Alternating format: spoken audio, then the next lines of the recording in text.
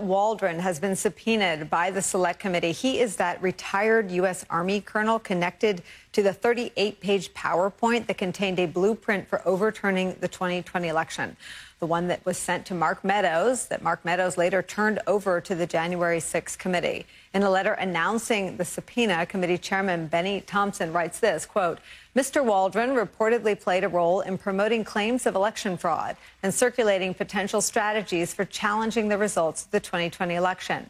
He was also apparently in communication with officials in the Trump White House and in Congress, discussing his theories in the weeks leading up to the January 6th attack.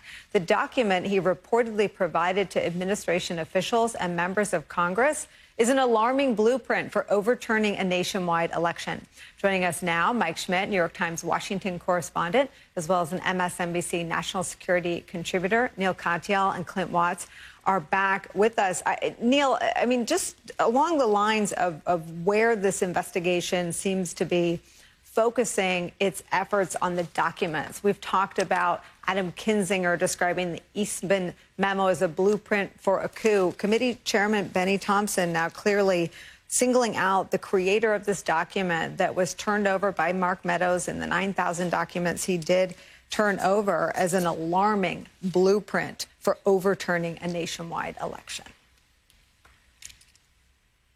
So I think, Nicole, the documents are really important, as you say, but I think it's a lot more than the documents. It's actually what this suggests to me is they are now circling around key individuals in power, both in Congress, the White House, and most specifically, Mark Meadows. I have a copy of the letter that was just sent to Phil Waldron, who's a kook, and I'm sure that he's facing some liability. But this is not about Waldron. It's about more than that. What they ask is they say, according to public reporting, you claim to have visited the White House on multiple occasions after the election, spoken to Mark Meadows maybe 8 to 10 times, and briefed several members of Congress on election fraud theories. And then, as you say, the letter gets into the PowerPoint and so on. But what Congress is doing here is they are really trying to get information, not about Waldron per se, but about Waldron's contacts with Trump, with Meadows, and with members of Congress. And any of those individuals could violate that criminal statute we were talking about earlier,